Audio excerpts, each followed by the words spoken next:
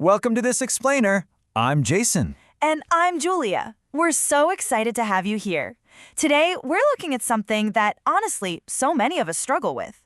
We're talking about how we accidentally waste our lives, our time, and our true potential. Exactly. And how do we do this? Mostly by waiting for the perfect moment. We wait for the perfect time to start learning, to improve ourselves, or to change our daily habits. Right. We tell ourselves things like, oh, I'll start when I have more free time, or I'll finally speak when my English is absolutely perfect. But let's be totally honest with each other right now. That perfect moment, it never arrives. So let's dive right into this explainer and discover how to break free from this trap. Stop delaying our dreams and start taking real action today. This brings us to a very common and really painful question. Why do we improve so slowly? It's incredibly frustrating, isn't it? It really is. We just feel stuck. We look at our age or we look at our big goals and we think, man, I should be much further along by now. I should know more. I should definitely be better. And that feeling is just so relatable.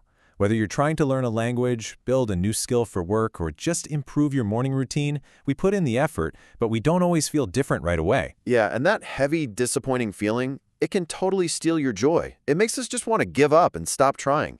But as the saying from our sources goes, real progress is messy, slow, and sometimes confusing. I love that quote. It completely changes how we view success. You see, we often think progress should look like a straight, easy staircase. You know, step 1, step 2, step 3, straight to the top. But real growth doesn't work that way at all. Sometimes it feels more like you're walking through thick fog.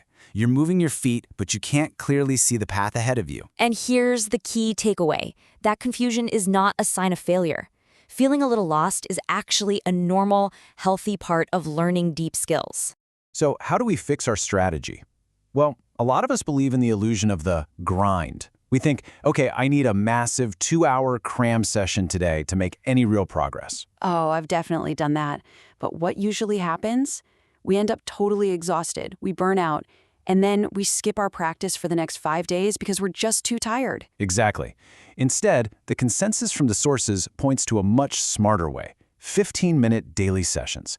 Doing a little bit every single day actively protects your brain from that terrible burnout. And it actually improves your long-term memory, too, because your brain reinforces the information before it fades away. It's really simple, but consistency always beats intensity. And this brilliantly illustrates what holds us back: the perfectionism trap. Let's break down these psychological barriers that we all face. First, the fear of making mistakes just freezes us. We don't speak up because we want perfect grammar. Second, as we mentioned, we wait for that magical, perfect moment that doesn't exist. Third is the comparison game. This one's huge. We scroll online and see people speaking fluently, traveling, always smiling. We compare our messy, everyday reality to their shiny highlights. Totally. And finally, we ignore our own quiet progress. Real progress is ordinary. It doesn't announce itself with fireworks. It looks like understanding one new sentence, or simply showing up to practice on a really tired day. This builds perfectly into our next core idea. Communication is more important than perfection. This is a complete reframing of your goals. Think about it. Native speakers make mistakes all the time, yet they keep speaking. They don't freeze up. Exactly. If you stay silent until your grammar is 100% flawless, you're going to be silent forever. The true goal of language, and really any skill, is connection and action. We need to stop agonizing over the perfect conditions and just start taking messy, immediate action. So, the really crucial point here is that mistakes are not your enemy. They're actually your best tool. Absolutely. First of all, mistakes make lessons stick in your brain. For example, imagine you accidentally tell a new friend, "I am boring," instead of "I am bored." Oh no! You'd probably feel a little embarrassed, right? But I promise you, after feeling that tiny bit of embarrassment, you will never, ever forget the difference between those two words again. For sure. Second, mistakes make you relatable. Being completely perfect is actually kind of intimidating to other people. Laughing at your own errors shows confidence. It shows you're human. And third, making a mistake is physical proof that you're finally off the sidelines. It proves you're actually taking action. Section 2. Consistency over intensity. The power of small steps. Let's move on. Let me introduce you to someone from our sources who perfectly demonstrates this. Meet Elisa. She's 20 years old, and she's navigating life alone in a new city as a university student. Living alone isn't easy, and she doesn't have everything figured out perfectly. But her secret isn't a rigid military-style schedule. No, not at all. Instead, her routine is like a comforting friend. It gives her a real sense of balance, control, and quiet strength, all through small, imperfect daily habits. Let's look at exactly how she does this. She doesn't lock herself in a library for hours on end. Instead, she listens to podcasts on her bus ride to university. And she practices her pronunciation while washing the dishes or cooking her dinner. At night, she just winds down by reading simple short stories in bed.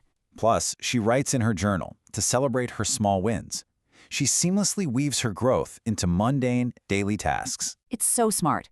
This proves you literally don't need extra hours in the day to change your life. You just need to use your dead time wisely.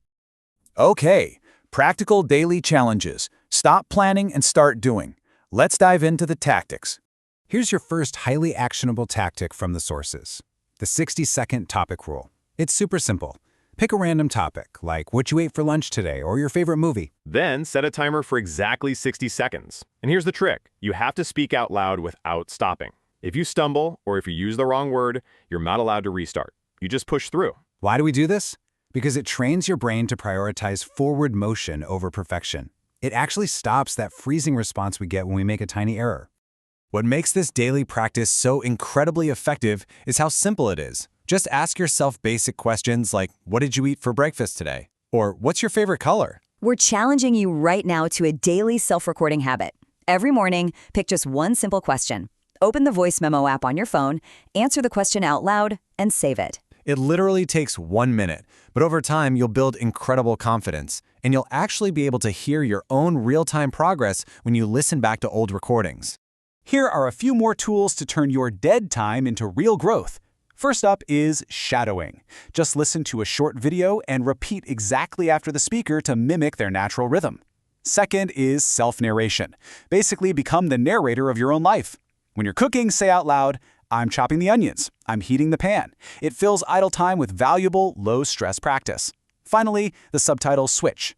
Watch a short TV scene with English subtitles, then watch it again without them and try to summarize the scene out loud. It's stress-free, it's engaging, and it really works. Ready for a bigger challenge? Let's look at the 2-week plan. Here is your blueprint for immediate action. All right, here's week 1. The entire goal here is simply to build the habit. Step 1, listen to your target language every single day, even if it's just for 5 minutes. Step 2, learn complete phrases, like, I'm really busy today, instead of just memorizing the isolated word, busy. It makes natural speaking so much easier. Step 3, speak out loud daily. Remember, the objective in week 1 isn't to magically achieve fluency. Your only objective is to prove to yourself that you can show up consistently, day after day. Then, we move right into week 2. This is where you push your comfort zone just a little bit. Step 1, record yourself answering a question, just like we discussed earlier. Step 2, try telling a short story about your day. Connect your vocabulary and your grammar together. And step 3 is the biggest one. Use the skill in real life. Send a voice message to a friend or speak to someone online. Step into the real world of communication without waiting until you feel 100% ready. Because let's face it, feeling completely ready is a myth. Let's pause all the practical advice for just a moment and ask a deeper question. Are you living in the present? It's so true. When we worry constantly about how slowly we're improving, or we stress over our past mistakes, we completely miss out on today. To illustrate this beautifully, we want to share a really memorable story from our sources about time, mindfulness, and finding peace. This is the story of a young man named Marco. Marco was always restless. His mind was a storm of worries about his future and sadness about his past. Because of this, he never really felt calm. Searching for some peace, Marco met a wise old man.